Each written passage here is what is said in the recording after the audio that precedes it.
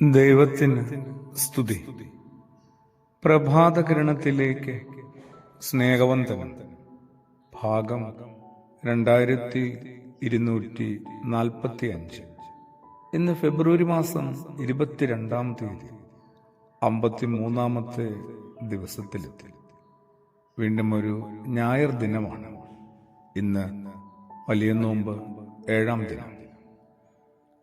സുറിയാനി സഭയെ സംബന്ധിച്ച് വലിയ നോമ്പിലെ ഈ ഞായറാഴ്ച ഗർഭോ ഞായർ എന്നാണ് അറിയപ്പെടുന്നത്. നമ്മുടെ കർത്താവ് ഒരു കുഷ്ഠരോഗിയെ സുഖപ്പെടുത്തിയ സംഭവമാണ് ധ്യാന വിഷയം.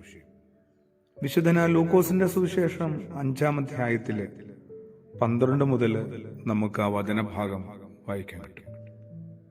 അതെ, ക്രിസ്തുയേശു നമുക്ക് ഓരോരുത്തർക്കും സമീപസ്ഥനാണ്.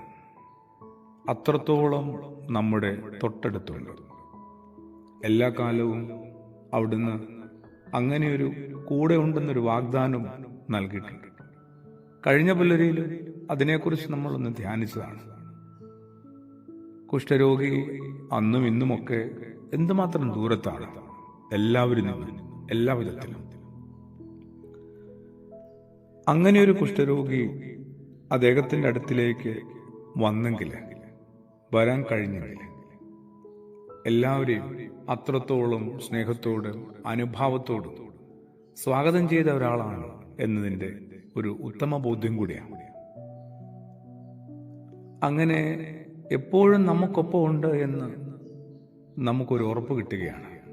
നമ്മൾ ഏതൊരു അവസ്ഥയിലായാലും, അറയ്ക്കപ്പെട്ട, വെറുക്കപ്പെട്ട, സകലരും അറപ്പോടെ കാണപ്പെടുന്ന അവസ്ഥയിലും ക്രിസ്തുയേശു നമുക്ക് സമീപസ്ഥനാണ്. അവിടുത്തോട് നമ്മൾ എന്തുമാത്രം അടുത്താണെന്നുള്ളതാണ് ഒന്ന് ഉറപ്പുവരുത്തേണ്ടത്.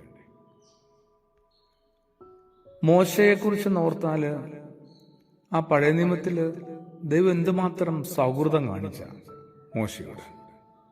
ഒരു സ്നേഹിതനോടെന്നതുപോലെ ദൈവം മോശയോട് മുഖാമുഖം സംസാരിച്ചു എന്നാണ് വിശുദ്ധ വേദഗ്രന്ഥം അവർക്കിടയിലെ ബന്ധത്തെക്കുറിച്ച് സാക്ഷ്യപ്പെടുത്തുന്നത്. എന്തുമാത്രം പ്രവാചകന്മാരെ കുറിച്ച് സൂചനയുണ്ട്. അവരൊക്കെ ദൈവത്തോട് ഗാഢമായ ബന്ധവും അടുപ്പവും സൗഹൃദവും ഒക്കെ പുലർത്തിയവരാണ്. ദൈവത്തിന്റെ സ്നേഹവും കരുതലും എത്ര വലുതെന്ന് ജനത്തെ പഠിപ്പിക്കുകയാണ് ഇതിലൂടെ. ദൈവം മനുഷ്യന്റെ കാര്യത്തിൽ എത്രമാത്രം ശ്രദ്ധാലുവാണ്. ഇവിടെ ഈ കുഷ്ഠരോഗിയിലേക്കും സൗഖ്യമായിട്ട്, സ്വാന്തനമായിട്ട്, ആത്മവിശ്വാസവും ആശ്വാസവുമായിട്ട് ക്രിസ്തു എത്തുകയല്ലേ.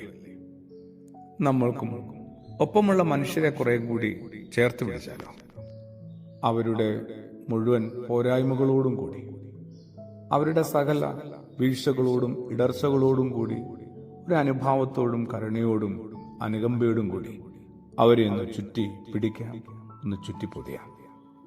അതാണ് ക്രിസ്തുവിന്റെ മാതൃക. ആമേൻ.